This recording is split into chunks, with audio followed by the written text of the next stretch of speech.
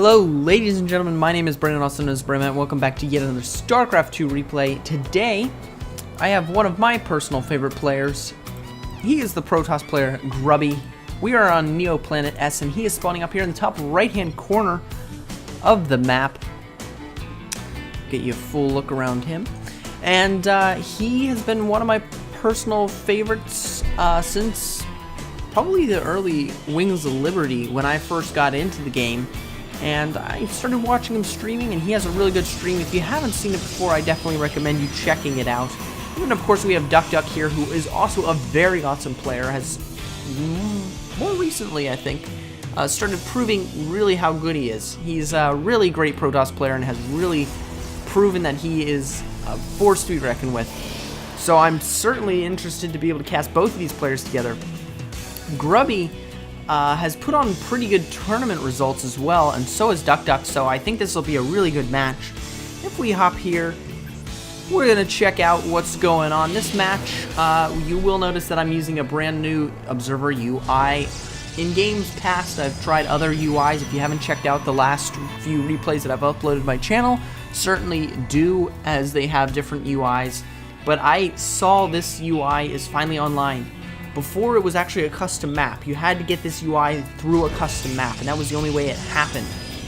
But since Heart of the Swarm, we've actually been seeing more and more actual ability to add in custom UIs, and this is the Game Heart one. This was, again, a custom map, so I really couldn't cast with this UI unless if I was asking players to play on that custom map, and that really wasn't going to work out. So it finally came out as an overlay. The only problem I have with it is this little section here. Some other UIs, well, most of the UIs I've used, you can actually just remove that completely, and it does not have a functionality of doing that on this. So if you do know a way to remove that, please tell me. But until that point, it's fine. You really can't tell me any details. I can hide the replay timer and everything like that. But nonetheless, let's hop into the game. Grubby versus duckdeok. Grubby and duckdeok both seem to be doing the typical thing. Grubby actually has 2 gases at this point, so does duckdeok. And both players just getting their gateways down as well as their first cybernetics core, both on very similar timings. Grubby sending out that scout across the map. This map isn't too large. It's not exactly like a large map. It's not a small map. It's just kind of like a medium map where it is a little bit of a travel time distance, but it's not too ridiculously long. And Grubby is going to be poking up here into the base in just a minute here.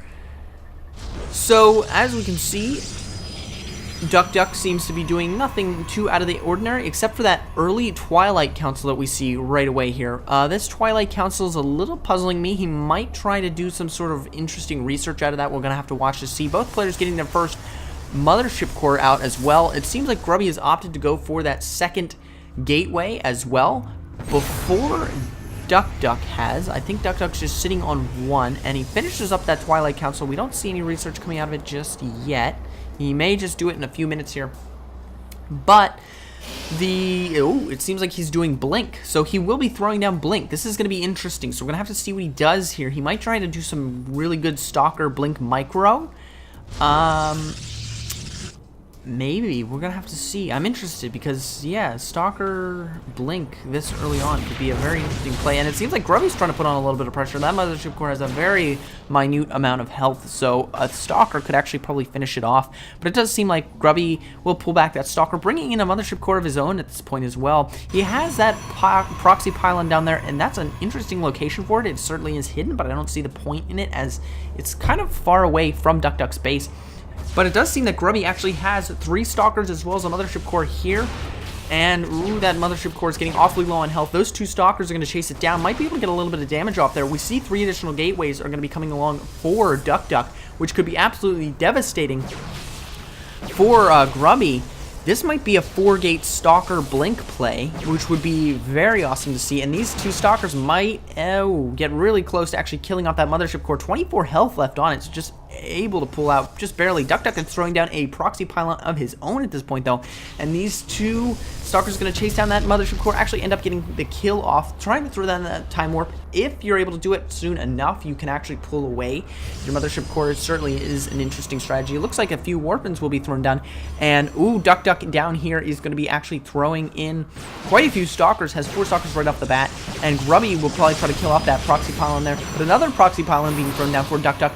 And a force field goes up. He wants to keep Duck out of the base as long as possible here. And Duck has quite the threatening force, but he does actually have the blink there, and this blink is going to be so helpful. This could be absolutely devastating here. That sentry getting awfully low on health. That zealot will probably end up being killed off. And blinking back down here to defend against those additional stalkers coming along.